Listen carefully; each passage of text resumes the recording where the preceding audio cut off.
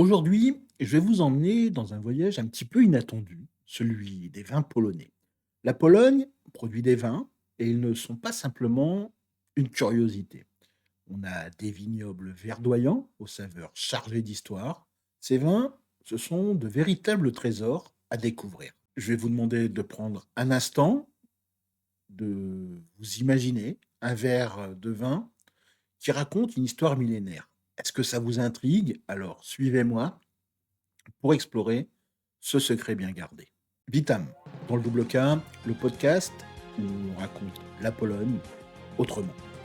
Quand on évoque la Pologne, on pense surtout aux forêts des Carpates, au château de Cracovie ou à l'odeur réconfortante des pierogies tout juste préparés. Mais saviez-vous que la Pologne possède une tradition viticole ancienne, presque oubliée, qui renaît un petit peu avec une vitalité remarquable? Les vins polonais, ils racontent des histoires de passion pour la terre, de résilience face aux épreuves et d'une hospitalité qui vous enveloppe comme une étreinte chaleureuse. Ce sont des vins qui parlent de l'âme polonaise. Dans cet épisode, on va explorer les vignobles polonais, leurs saveurs uniques et ce qui rend ces vins si spéciaux. Peut-être n'avez-vous jamais goûté un vin polonais, ou peut-être n'en avez jamais entendu parler, peu importe, car ce voyage, il va vous ouvrir les portes d'un univers méconnu, riche en émotions et en découvertes.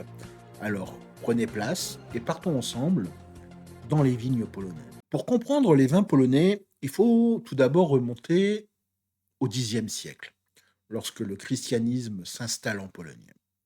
Les moines bénédictins et cisterciens plantent les premières vignes autour des monastères, en Silésie, à Zielona Góra ou près de Cracovie. Ces vignes, elles vont servir à produire du vin pour les sacrements, mais aussi pour célébrer la vie lors des banquets. Au XIVe siècle, la viticulture prospère.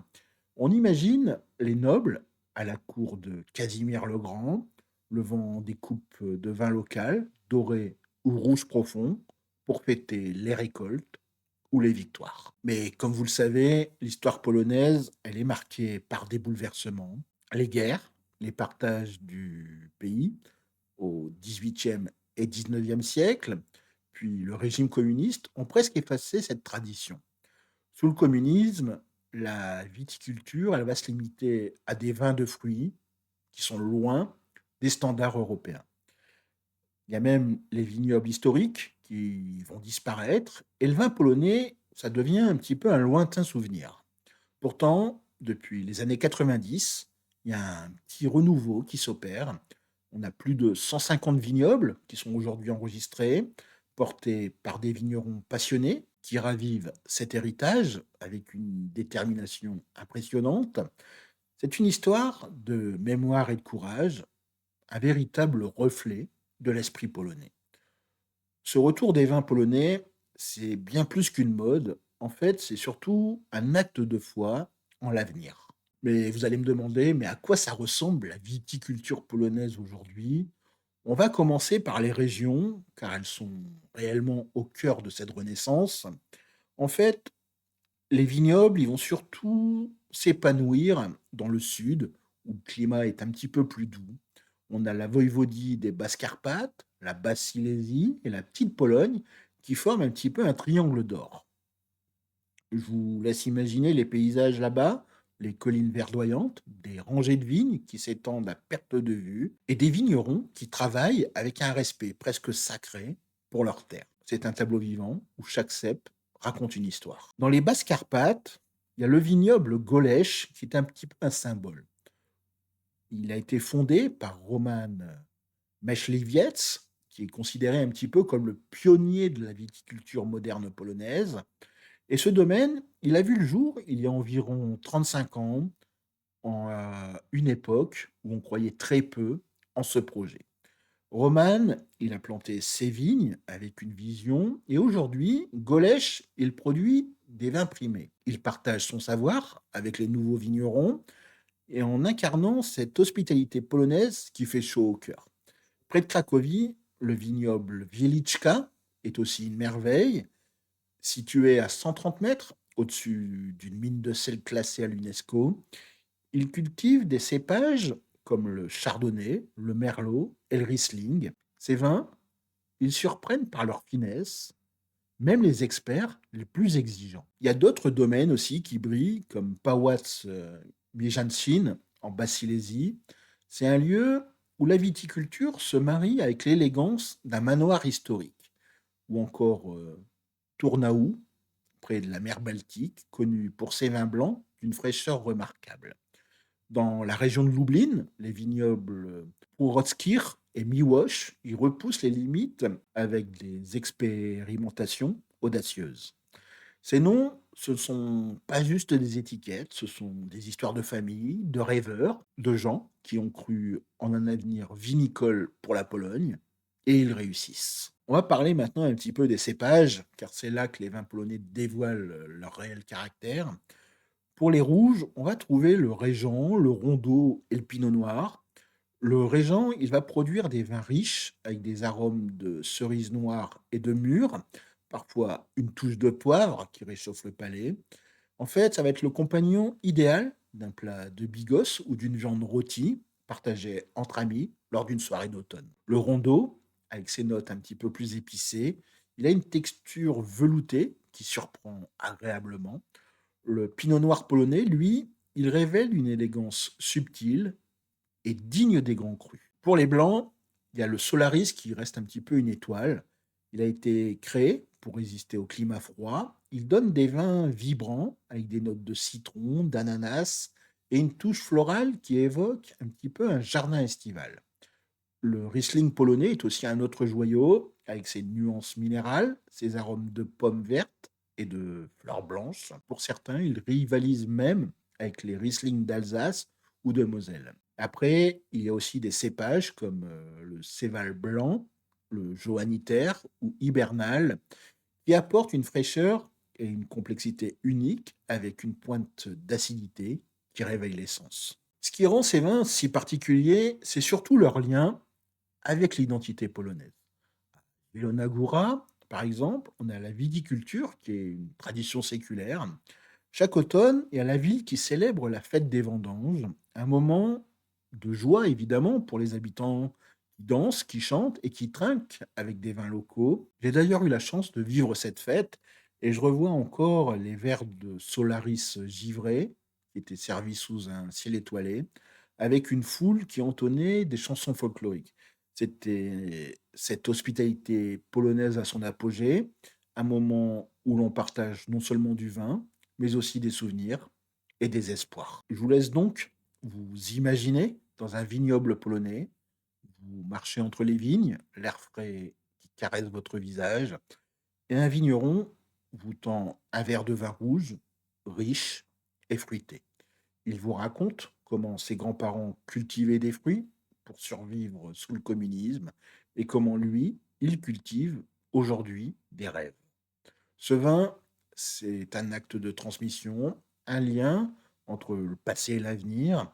Cela ne vous donne-t-il pas envie de découvrir ces saveurs par vous-même? Et il y a plus aussi, c'est que les vins polonais sont aussi l'expression d'un terroir unique.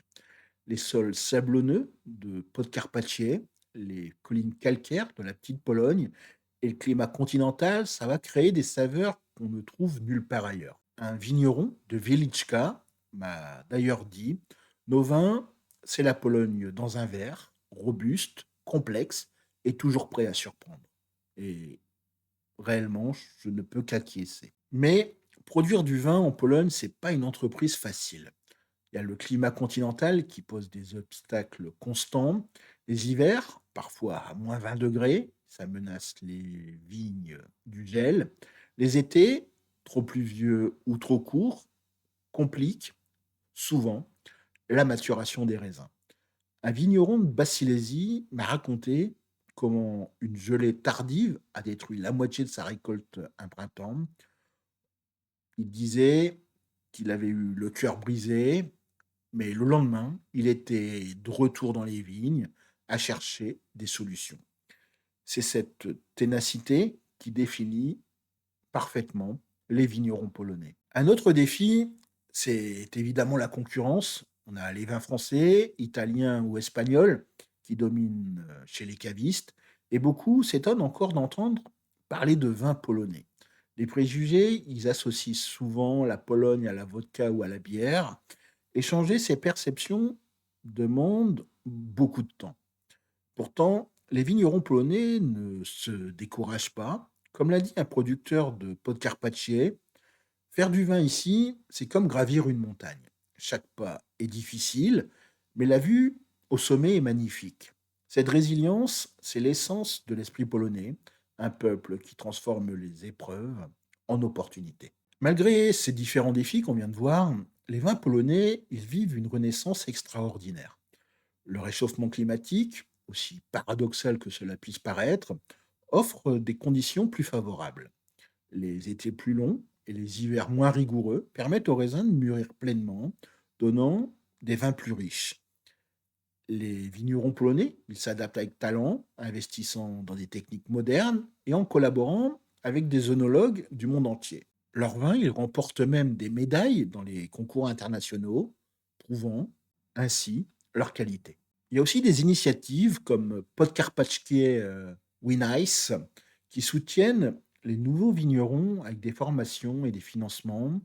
À Zielona Góra, on a la fête des vendanges qui attire des milliers de visiteurs et ça permet de transformer le vin en une célébration de la culture polonaise. Dans la petite Pologne, le tourisme œnologique prend même son envol. On peut visiter des vignobles, participer à des dégustations ou séjourner dans des gîtes entourés de vignes. C'est une invitation un petit peu à découvrir l'hospitalité polonaise, où chaque verre partagé est un réel moment de connexion. Si l'on s'intéresse maintenant un petit peu aux chiffres, on a les ventes de vin en Pologne qui ont augmenté de 60% en 10 ans, portées par une communauté croissante d'amateurs. On a même des associations comme Kobiety i Wino qui réunit des femmes vigneronnes, sommelières et passionnées qui incarnent la transmission et la solidarité. Ces femmes, elles redéfinissent l'industrie avec une énergie communicative. Ce renouveau, c'est aussi un acte de mémoire. En replantant des vignes, les Polonais, ils renouent avec leur passé tout en construisant l'avenir. Comme vous l'aurez deviné, les vins polonais sont bien plus qu'une boisson. Ils racontent la résilience d'un peuple, sa passion pour la terre, son amour du partage. Chaque gorgée, c'est un peu une histoire de lutte surmontée, de traditions ravivées et d'une hospitalité qui vous accueille à bras ouverts. C'est la Pologne dans un verre, forte, généreuse et pleine de surprises. Pour moi, découvrir ces vins, c'est comme ouvrir un livre vivant. Ça me rappelle les repas en famille, où on partageait des histoires autour d'une table, ou les moments où l'on trinquait pour célébrer simplement la vie. Et pour vous, qu'évoque un verre de vin, peut-être l'image d'un vigneron défiant le froid pour créer quelque chose d'unique, ou d'une fête où l'on danse sous les étoiles. Les vins polonais, ils nous invitent à nous connecter avec une culture qui continue de nous inspirer. Je peux que vous conseiller que la prochaine fois que vous chercherez une expérience nouvelle, c'est de chercher un vin polonais.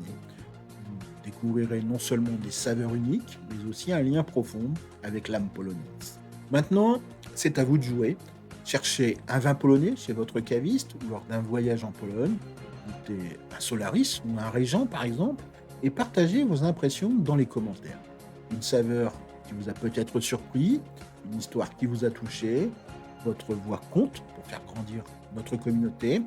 Et si cet épisode vous a plu, likez la vidéo, abonnez-vous et activez la cloche pour ne rien manquer. Ensemble, continuons à explorer la Pologne autrement. Dans notre prochain épisode, on va plonger dans l'imaginaire polonais avec 5 légendes qui ont façonné l'âme du pays, des dragons de Cracovie aux héros des Carpates. Ces récits sont bien plus que des contes, ils sont le cœur de l'identité polonaise. Restez avec nous pour un voyage dans le folklore qui vous fera voir la Pologne sous un nouveau jour. Je vous souhaite en attendant de passer une agréable journée. Miłego dnia, à demain, do jutra, à très bientôt, do zobaczenia.